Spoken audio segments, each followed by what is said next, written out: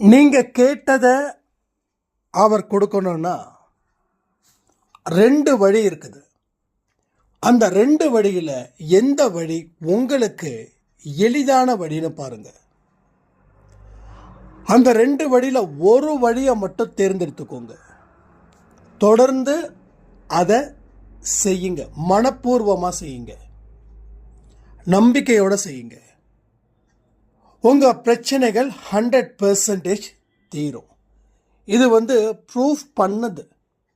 இந்த ப்ரூஃப் பண்ணாமல் அன்பை சாயில வாய்க்கு வந்ததை யாரும் பேசலை. அதனால் மனசில் நம்பிக்கையை வச்சு கவனத்தோடு கேளுங்க. இந்த 2 வழியில் ஒரு வழியில்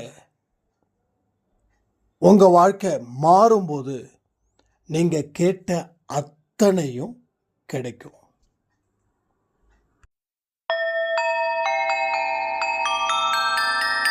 ஓம் சாயிரா சாயிரா, ஓம் சாயிரா சாயிரா, ஓம் சாயிரா சாயிரா, அன்பே சாயிரா, பேரன்பே சாயிரா, அகிலம் தளிக்க ஆத்மா விழிக்க அனுதினம் சாயிரா, எங்கள் அன்பே சாயிரா.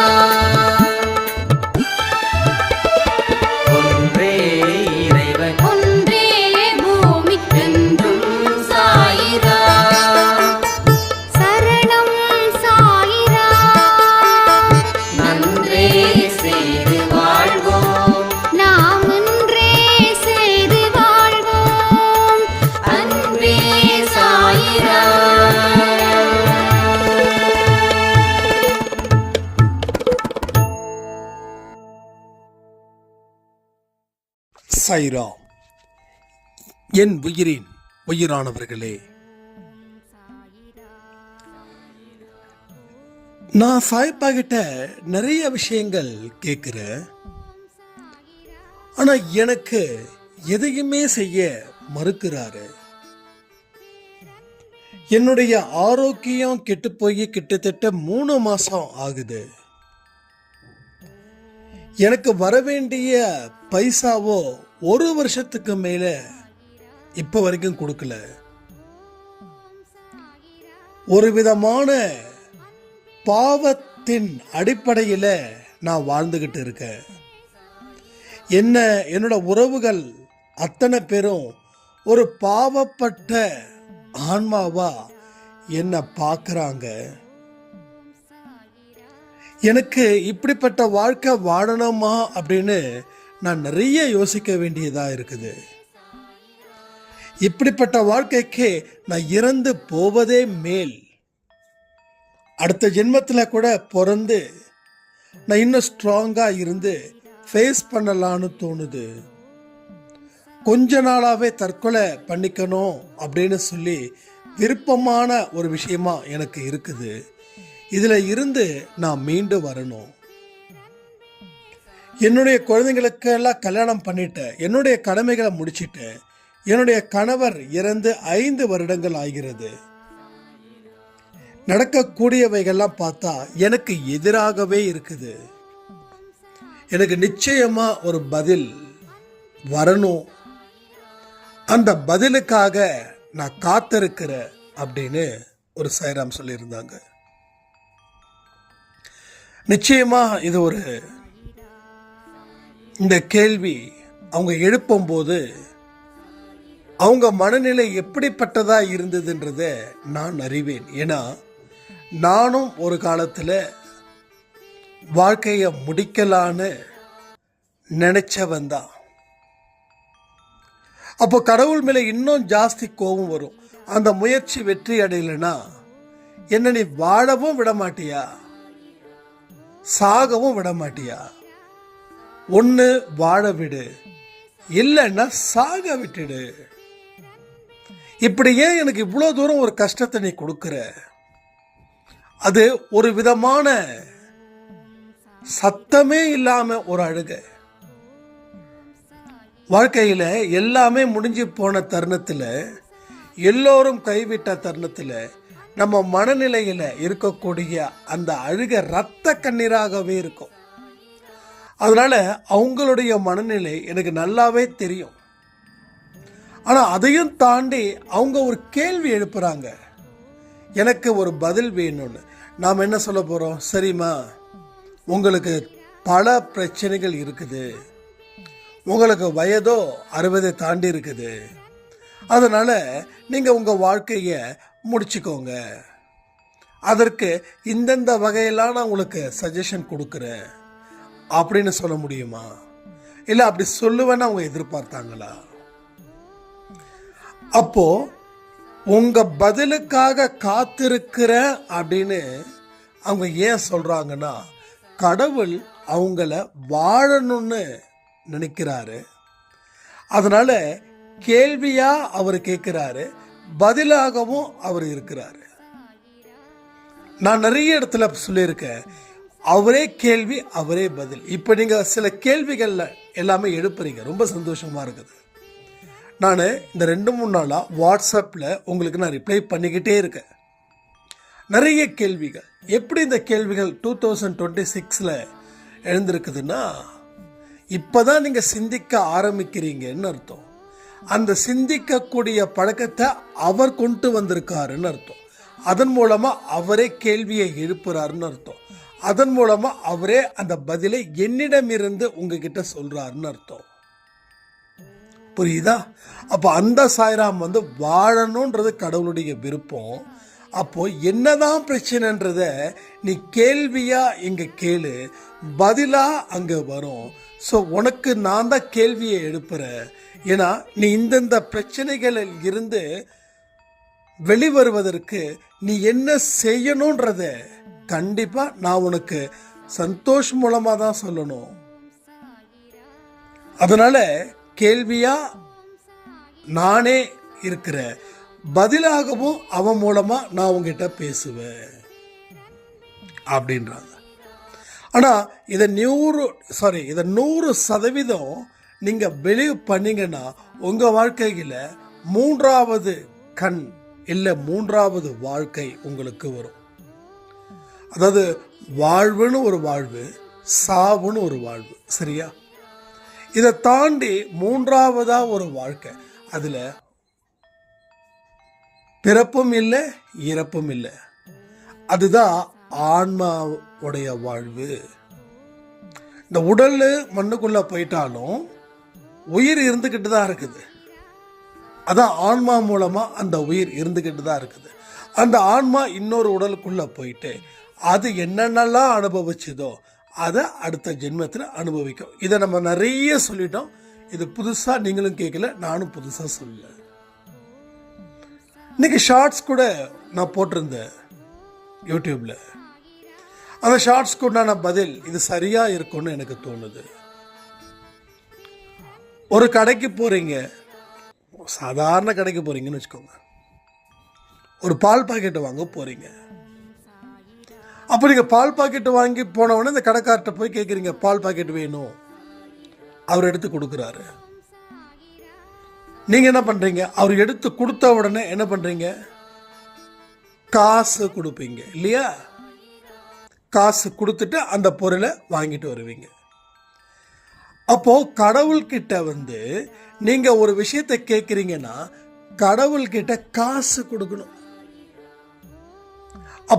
அப்பதான் அவரு நீங்க கேட்ட பொருளை, அதாவது சந்தோஷத்தையோ ஆரோக்கியத்தையோ நிம்மதியையோ வெற்றியையோ புகழையோ எனிதிங் ஏதாவது ஒன்று உங்ககிட்டேருந்து வாங்கின காசு, நீங்க கொடுக்குற காசை அவர் வாங்கி திருப்பி உங்களுக்கு கொடுப்பார். நீங்க என்ன கேட்குறீங்களோ அது. அப்போ நல்ல ஒரு விஷயத்த நீங்க புரிஞ்சுக்கணும். நீங்க அவர்கிட்ட கொடுத்தாதான் அவர் உங்களுக்கு கொடுப்பார். நான் சொல்றது கடைக்காரர். அது 100 ரூபாய்க்கு பாலா இருக்கட்டும், இல்லை ₹1,00,000 உண்டான காரா இருக்கட்டும், இல்லை பைக்கா இருக்கட்டும், காசு கொடுத்தா பொருள், காசு கொடுக்கலன்னா பொருள் இல்லை. அதே போல இங்க நீங்க இவருக்கு தந்தா அவர் நீங்க கேட்டதை கொடுப்பார். நீங்க எந்த அளவுல கொடுக்குறீங்களோ அந்த அளவுல உங்களுக்கு வரும். இப்போ வந்து 50,000 வச்சுக்கிட்டு ஒரு கார் பர்ச்சேஸ் பண்ண முடியாது. அந்த 50,000 ரூபாய்க்குன்னு கார் எங்கே விற்கும்? செகண்ட் ஹேண்ட் காரில் இருக்கும். அதை போய் வாங்கிட்டு வந்து வைக்கலாம். அது ஒரு 6 மாதம் ஓடும், அப்புறம் ஓடாது. மறுபடியும் அது என்ன பண்ணுவோம்? 10,000 ரூபாய்க்கு விற்போம். இப்போ எவ்வளோ லாஸு? 40,000 ரூபாய்க்கு லாஸ். அப்போ நமக்கு எவ்வளவு கொடுக்குறோமோ அதுக்கு தகுந்த பொருள் தான் வந்து வரும். இந்த பொருள் தான் வேணும்னா அந்த பொருளுக்கு தேவையான முழு பணத்தையும் திரட்டிக்கிட்டு போனால் கடைக்காரன் கொடுத்துருவான். ஏன்னா அவன் இல்லைன்னு சொல்ல மாட்டான். ஏன்னா அவன் கொடுக்கறதுக்காகவே வாழ்கிறவன் இல்லையா? எல்லா கடைக்காரனும் அப்படி தானே. நீங்கள் அவன் கொடுத்தாதான் வாழ முடியும்.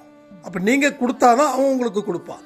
அதே போல சாயப்பாவும் வள்ளல் தன்மைக்குள்ளவர். என்ன கேட்டாலும் கொடுப்பாரு. என்ன வேணாலும் கேளுங்க, எதை வேணாலும் கேளுங்க. உங்களுக்கு கொடுக்காம அவர் போக மாட்டார். ஏன்னா அவர் வள்ளல். அவர் கொடுக்கறது தான் அவரோட டியூட்டி. அவரோட டியூட்டி என்னன்னா கொடுக்கறது மட்டும்தான். நீங்க என்ன கேட்டாலும் அவர் கொடுத்து தான் ஆகணும். இது நல்ல ஏன் திரும்ப திரும்ப இந்த வார்த்தை சொல்றேன்னா உங்களுக்கு அப்பதான் புரியும். ஒரு எல்லா விஷயத்தையும் ஒரு நேச்சுரலான ஒரு அனுபவத்தை வச்சு உங்ககிட்ட சொன்னாதான் அது உங்களுக்கு ஆழமா புரியுன்றதுக்காக தான் இந்த கடைக்காரரு பால் பாக்கெட்டு காரு மோருன்னு சொல்லிட்டு இருக்கோம். அப்போ உங்க பிரச்சனையை தீர்க்கணும் அப்படின்னு சொல்லி கடவுள்கிட்ட முறையிடுகிறீர்கள். ஆனா கடவுளுக்கு கொடுக்க வேண்டியதை கொடுக்கலையா? அப்போ கொடுத்திருந்தா கண்டிப்பா இந்த பிரச்சனை தீர்ந்திருக்கும். பல வருஷமான அவர் காசை கொடுத்த இன்னும் வரல. இப்போ அந்த காசு திருப்பி வேணுமா? வாங்கிக்கலாம். ஒன்றும் பிரச்சனை இல்லை, ஒன்றும் பிரச்சனை இல்லை, வாங்கிக்கலாம். ஆரோக்கியமா இருக்கணுமா? அதுக்கும் ஒன்றும் பிரச்சனை இல்லை, வாங்கிக்கலாம். ஸோ எல்லாமே வாங்கிக்கலாம். ஆனால் நீங்க கொடுக்கணும். நீங்க கொடுக்க வேண்டியது என்ன தெரியுமா? உங்க உடல், உங்க பொருள், உங்க ஆவி, இந்த மூன்றையும் அவர்கிட்ட ஒப்படைக்கணும். ஒப்படைக்க முடியுமா? நான் ஒப்படைச்சுதானே இருக்கேன் அப்படின்னு காது குத்த வேண்டாம். எல்லாமே அவர்கிட்ட சரணாகதி அடைய முடியுமா?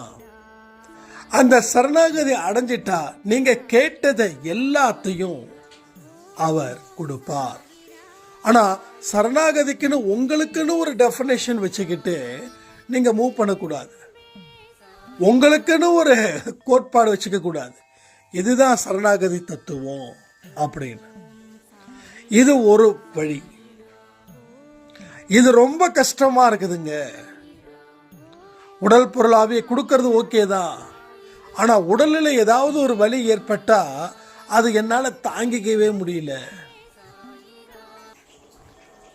அதே மாதிரி மற்ற 2 விஷயங்களும் கொடுக்கணும்னு ஆசை, ஆனா அந்த அளவுக்கு எனக்கு அனுபவம் இல்லை ராஜா அப்படின்னு சொல்லக்கூடியவங்களும் இங்க நிறைய பேர் இருக்கீங்க. ஏன் பேசுற எனக்கே இன்னும் அந்த அளவுக்கு மெச்சூரிட்டி வரல. அது பல ஜென்மங்கள் எடுக்கணும், பல கதைகள் கேட்கணும், பல புத்தகங்கள் படிக்கணும், பல தத்துவங்களை கடைபிடிக்கணும். இதையெல்லாம் செஞ்சா அது நடக்கும். ஆனா அது நடக்காது இல்லையா? உடல் பொருள் ஆவி கொஞ்சமா வச்சுக்கலாம், கொஞ்சமா கொடுக்கலாம், ஃபுல்லால கொடுக்க முடியாது. கொடுக்குற அளவுக்கு நமக்கு மனசுல இன்னும் வந்து வரல. இப்பவும் உடல் பசினா 1 மணிக்கு, அதாவது 12 மணிக்கு தான் சாப்பிட்ருப்போம். ஆனால் மணி 1 மணி ஆயிடுச்சே, சாப்பிடலாமேன்னு தோணும். எப்போ எனக்கு பசிக்குதா? இல்லை. இப்போ ஏன் 1 மணிக்கு சாப்பிடணும்னு நினைக்கிறேன்? சாப்பிட்டா ஒரு வேலையாகும்ல. இப்போ மனுஷனுக்கு ஃபுட்டு இருந்தும் பயப்படுறான். அதை 1 மணிக்குள்ளே சாப்பிடலன்னா கிடைக்காம போயிடுமோன்னு. அவனுக்கு தெரியும் இது அவன் வீடு, அவன் வீட்டில் எல்லாமே இருக்குது. ஆனாலும் அவனுக்குள்ள ஒரு பயம். அப்போ உடல் மேலேயும் பொருள் மேலேயும் அவனுடைய ஆவின்றது அவனுடைய உயிர், அவன் மேலேயும் அவனுக்கு மிகுந்த என்ன பண்றது ஒரு ஒரு பயம் இருக்குது. ஏதாவது ஆயிடுமோ. அப்படி அவன் நினைக்கிறதால கூட ஏதாவது அவன் நினைக்காததா கூட நடந்துருது. அது வேற விஷயம். சரி, முதல் portion is not a good. அது வந்து ப்ராக்டிக்கலா we can't accept. Okay, leave it. சரி, ரெண்டாவது என்ன இருக்குது? அந்த ரெண்டாவது ரொம்ப எளிய வழி. அந்த எளிய வழியை தொடர்ந்து கடைபிடிச்சா, இப்போ இந்த அம்மா சொன்னாங்க இல்லையா, அந்த அம்மா சொன்ன மாதிரி பல பேர் நினைக்கிறீங்க இல்லையா, அத்தனை பேருக்கும் அது பாசிபிளாக இருக்கும், அது நல்ல வழியாக இருக்கும். ஏன் ரொம்ப ரொம்ப ரொம்ப ரொம்ப சிம்பிளிசிட்டியாக கூட இருக்கும். நான் எத்தனை பாயிண்ட் சொல்ல போகிறேன்னு எனக்கு தெரியாது. ஆனால் முந்தானத்து என்னமோ ஒரு ஆடியோ கொடுக்கும்போது சாய் சக்தி அழகாக ரெப்ரசன்ட் பண்ணியிருந்தாங்க. நான் சொன்ன அந்த பதிவோட ஒரு இதை அதை நான் பின் பண்ணியிருக்கேன். அது மாதிரி யாராவது இங்கே நல்ல இந்த வார்த்தைகளை பின் பண்ணுங்க, ரொம்ப சந்தோஷமாக இருக்கும் பார்க்குறதுக்கு. ஏன்னா நான் சொல்கிறத விட நீங்கள் கமெண்ட் பண்ணுறது அவ்வளோ அழகாக இருக்குது, அவ்வளோ சந்தோஷமாக இருக்குது. ஸோ நிறைய பேர் சொல்லலாம், அங்கே இருக்க நீ சாய்ராம் பார்த்தீங்கன்னா அப்படியே பயங்கரமாக இன்னைக்கு கமெண்ட் பண்ணியிருந்தாங்க, அது அவ்வளோ எக்ஸலண்ட்டாக இருந்தது. ஸோ ஒவ்வொரு சாய்ராமும் ஒவ்வொரு அழகு, அவங்களுடைய அந்த கருத்துக்களை பிரதிபலிக்கும் போது எக்ஸலண்ட். ஏன்னா நீங்கள் எல்லாருமே சாயப்பட குழந்தையா இருக்கீங்களே, இங்கே யாருமே சாத்தானோட குழந்தையா இல்லை. சாத்தானோடைய குழந்தையா இருக்கிறவன் அன்பே சாய் குடும்பத்தில் நிலைச்சி நிற்க முடியாது. சும்மா மாதத்துக்கு ஒரு நாள் வருவாங்க போவாங்க, அவ்வளோதான். ஏன்னா இதை கடைபிடிக்கிறது பெரிய விஷயம். நல்லதே செய்ய அப்படின்றோம், நல்லதே செய்யறது கூட நல்லதே நினைன்றோம், அது முடியல. இது இப்போ ஏதாவது ஒரு மாமியார் ஏதாவது மூஞ்ச காட்டுச்சுன்னா நம்ம மூஞ்ச உடைக்கிறோம் இல்லையா. நம்ம மூஞ்ச உடைக்கக்கூடாது, அன்பாக பேசுங்க, அக்கறையாக இருங்கன்றோம். என் மாமியார் என்னைக்கு செத்தாதோ அன்னைக்கு தான் நான் நல்லா இருப்பேன், அது வரைக்கும் இப்படி தான் அன்பே சாயில சொல்கிறாங்க. நான் ஒன்றுன்னு சொன்னேன், கண்டிப்பாக உங்கள் மனசில் சாய்ப்பா இல்லைம்மா, சாத்தான் தான் பொந்து வேலை பார்க்குறான், அதனால் ரொம்ப கஷ்டம் அப்படின்னு. என்னென்னு எப்படி சொல்லிட்டீங்க, எனக்கு எதாவது அறிவுரை சொல்லுங்கள். ஏமா அறிவுரை யூடியூப்பில் சொல்லாத அறிவுரையா தனிப்பட்ட முறையில் அறிவுரை சொல்ல போகிற? அதனால் உங்கள் மனசுக்குள்ளே யார் இருக்கிறானோ அதுதான் அவன் வெளிப்படுத்தக்கூடிய விதம்தான். அவன் எப்படி வெளிப்படுத்துகிறான்? உங்கள் செயல்கள் மூலமாக. இப்போ உங்கள் செயல்கள் எப்படி இருக்குது, இட்ஸ் குட் ஆர் பேட், அதை பேஸ் பண்ணி உன்னை இயக்கிறது யார்? அப்போது அவன் தான் இயக்குறான்னா அவனை அடித்து துரத்தணும். இல்லை அவன் இயக்கட்டும் அப்படின்னா அவன் இன்னமும் செய்வான். அப்போ ரெண்டாவது விஷயம், உடல் பொருளாகவே கொடுக்க முடியாதுங்க, ஓகே சந்தோஷம், நீங்களே வச்சுக்கோங்க. ஆனால் ரெண்டாவது, இதை நீங்கள் நிறைய செய்தீங்கன்னா நிறைய விஷயங்கள் உங்கள் வாழ்க்கையில் அற்புதங்கள் மலராதான்னு. ஏங்க ஒன்று சொல்கிறேன் கேட்டுக்கோங்க, கேட்டுக்கோங்க. நல்லா படிக்கிறவனுக்கு 100க்கு 100 மார்க்கு ரொம்ப ஈஸி.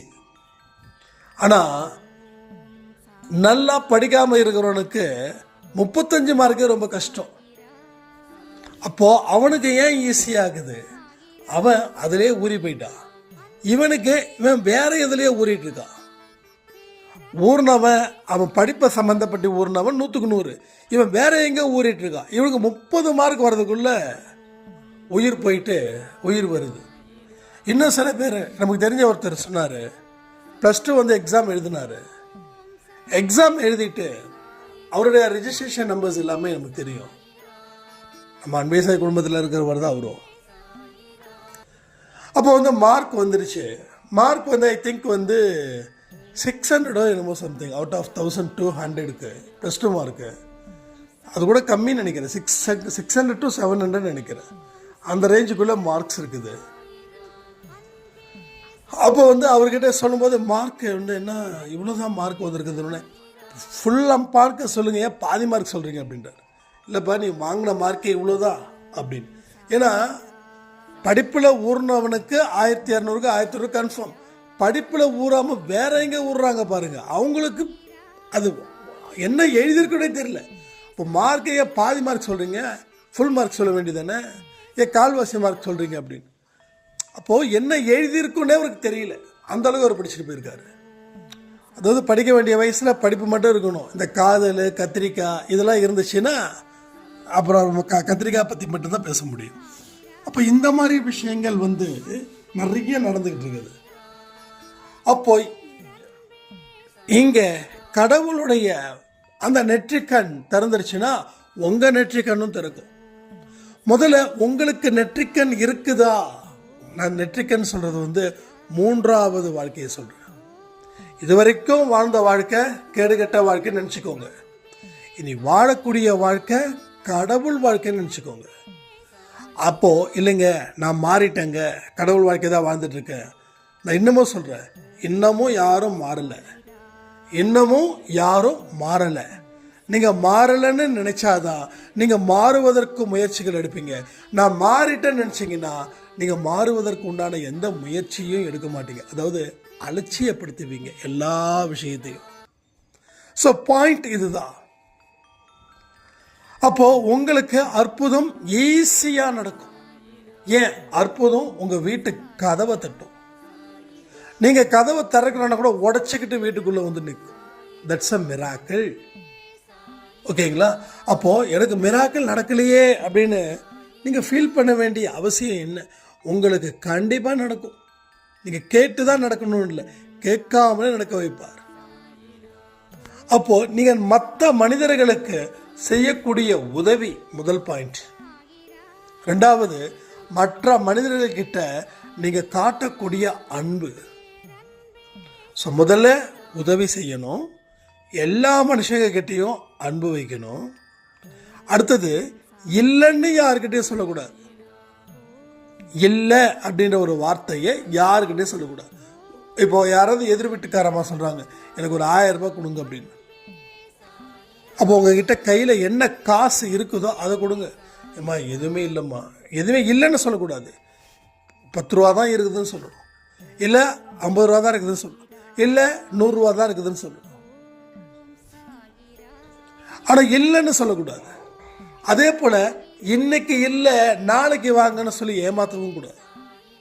அதாவது உங்ககிட்ட வாங்குறவங்க ஏமாற்றுபவர்களாக இருந்தாலும் நீங்கள் அவருடைய நம்பிக்கையை உடைக்கக்கூடாது. ஒருத்தர் நம்பி வரான் அப்படின்னா அவங்ககிட்ட உதவி செய்யுங்க. இல்லை ஒரு சிரிச்ச முகத்தோட அவங்கள இல்லைன்னு சொல்லிடுறதுக்கு உண்டான வேற ஏதாவது வழிகள் இருக்குதான்றதை பாருங்க. அப்போ இல்லைன்ற ஒரு வார்த்தை என்னைக்கு வரக்கூடாது. அதே போல் தேவையில்லாத இடத்துல பொய் சொல்லவும் கூடாது. தேவையான இடத்துல பொய் சொல்லலாமா? முதல்ல தேவையில்லாத இடத்துல பொய் சொல்றதை நிறுத்துங்க. ஆட்டோமேட்டிக்காக தேவையான இடத்துல பொய் சொல்லவும் மாட்டீங்க. முதல்ல கெட்டதில் இருந்து விலகினாதான் நல்லது செய்வோம். நான் அந்த லாஜிக்கில் தான் வரேன். நல்லதை மட்டும் செய்யணும்னா முடியாது. முதல்ல கெட்டதில் இருந்து விலகணும். சில பேருக்கு சர்வ சாதாரணமாக அந்த பொய்கள் வரும், பயங்கரமாக பொய்கள் வரும். அப்போ அந்த பொய்களும் அவசியமே இல்லாதது. அப்போ ஏழைகளுக்கு உதவணும், எல்லாருக்கிட்டையும் அன்பு செலுத்தணும், யாருக்கிட்டையும் தப்பான கமிட்மெண்ட் கொடுக்கக்கூடாது, யாருக்கிட்டையும் இல்லை அப்படின்ற ஒரு வார்த்தை சொல்லக்கூடாது, அதற்கு பதிலாக வேற வார்த்தை சொல்லணும். அடுத்தது, யாருக்கிட்டையும் எரிச்சல் அடையக்கூடாது. யாருக்கிட்டையும் எரிச்சல் அடையக்கூடாது. இப்போ நம்ம சொன்னாங்க இல்லையா, ஆரோக்கியம் கெட்டு போயிடுச்சு. ஏன் ஆரோக்கியம் கெட்டு போயிடுச்சு? கணவர் இறந்ததால ஒரு டிப்ரெஷன். இது எங்கே ஒரு இழப்பு நடந்தாலும் அந்த ஸ்ட்ரெஸ் வரும். ஆனால் அதை ஏற்றுக்கணும்ல. அதை ஏற்றுக்காமல் இருந்தால் என்ன ஆகும்? அது உங்களையும் சாகடிச்சிடும். இப்போ கடவுள் உங்களை வாழ வைக்கணுன்றக்காக தான் திரும்பவும் சொல்கிறேனே, உங்கள் மூலமாக ஒரு கேள்விகளை எழுப்பி ஏன் மூலமாக ஒரு பதிலையும் உங்களுக்கு கொடுக்குறாரு. இது உண்மையா இல்லையா? அப்போது அந்த அம்மாவுக்கு இப்போ நான் சொல்ல கேட்டுக்கோங்களேன், ஒரு வித்தின் 6 months இந்த வருஷத்தோட மிடில் எல்லாமே நல்லபடியாக நடக்கும். அவங்க வாழணுன்ற ஆசை மேலோங்கி வரும். அவங்களுக்கு வர வேண்டிய பணம் சத்தியமாக வந்து சேரும். ஆனால் அவர்கள் தன்னால் முடிஞ்ச அளவுக்கு உடலாலேயோ பொருளாலேயோ பிறருக்கு உதவி செய்யும் போது, இப்போ நான்லாம் உடலால் பிறருக்கு உதவி செய்கிறேன். எப்படி? பேசுவதன் மூலமாக, நல்ல வார்த்தைகள், இதெல்லாம் எனக்கு ரொம்ப சந்தோஷத்தை கொடுக்குது. எத்தனை பதிவுகளை நம்ம கொடுக்குறோன்னா, ஒரு பதிவில் அட்லீஸ்ட் ஒருத்தவங்களுடைய மனசில் இருக்கக்கூடிய குப்பைகளை நம்ம தூக்கி எரிஞ்சிருக்கோமே அப்படின்னு. ரெண்டாவது, மற்றவங்களோட குப்பையை எரியும் போது என்னுடைய குப்பையும் இங்கே தூக்கி எறியப்படுகிறது. அப்போ நானும் சிந்திக்கிறேன், செயல்படுறேன். அப்போ நிறைய விஷயத்தை நான் ஃபில்டர் பண்ணிக்கிட்டே இருக்கேன். அந்த ஃபில்டர் பண்ண பண்ண பண்ண பண்ண வாழ்க்கை தெளிவு பெறுகிறது, வார்த்தை அர்த்தம் உள்ளதாக விளங்குகிறது. அப்போ எத்தனை விஷயங்களை நம்ம கற்றுக்க வேண்டியது இருக்குது. இதை எல்லாத்தையும் செஞ்சுட்டா நாம் என்ன கேட்குறோமோ, நம்ம எந்த அளவுக்கு மற்றவங்களுக்கு செய்தோமோ அதன் அடிப்படையில் நமக்கு கேட்டது கிடைக்கும். சாப்பாடு வாங்கி கொடுக்கறதுலையும் நீங்கள் சூப்பராக எக்ஸலண்ட்டாக ஒர்க் பண்ணுறீங்க. ட்ரெஸ்ஸஸ் வாங்கி கொடுக்கறதுலையும் நீங்கள் எக்ஸலண்ட்டாக ஒர்க் பண்ணுறீங்க.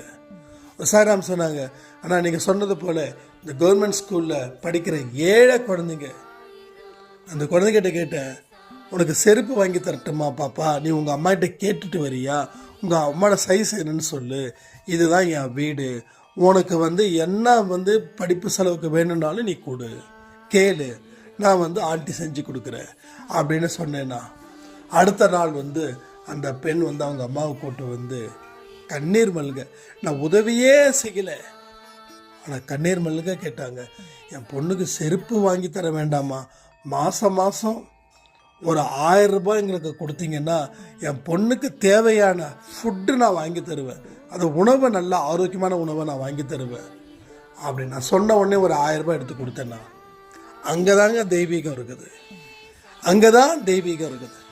அப்போ நம்ம கேட்குறதால நமக்கு ஒரு மாதம் 1000 ரூபாய், அவங்க கொஞ்சம் மிடில் கிளாஸ் ஃபேமிலி, கொஞ்சம் தாண்டவங்க, அதனால் சரி நான் உனக்கு தரேன், ஆனால் நான் 1000 ரூபாய் காசாக கொடுக்க மாட்டேன், உனக்கு சாப்பாடு மாதிரி, அதாவது உணவுப் பொருள் ஏதாவது வாங்கி தரேன் அப்படி சொல்லிட்டு செருப்பும்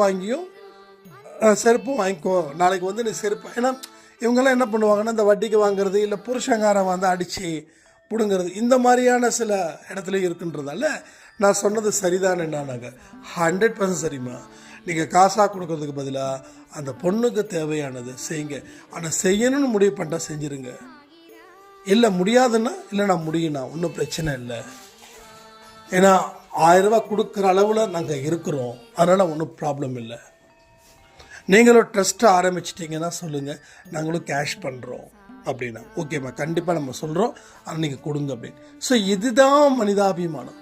அப்போ இந்த மாதிரி உங்களால் ஒரு 10 ரூபாய்க்கு உதவி செஞ்சாலும் சரி, ஒரு 100 ரூபாய்க்கு உதவி செஞ்சாலும் சரி, உங்கள் உதவிகள் கடவுளால் ஏற்றுக்கொள்ளப்படுகிறது. அப்போது நீங்கள் கொடுக்குற பணத்தை கடைக்காரர் ஏற்றுக்கிட்டதில் பணத்தை அவர் நீங்கள் கேட்குற பொருளை திருப்பி கொடுக்குறாரு. அதே போலதான் நீங்கள் கேட்ட எல்லாவற்றையும் அவர் படிப்படியாக நிறைவேற்றுவார், நிறைவேற்றியே தீருவார்.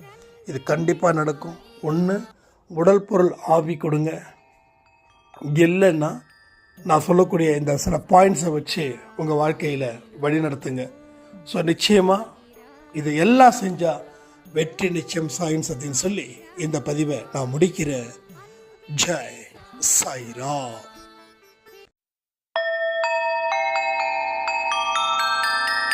ஓம் சாயிராம்.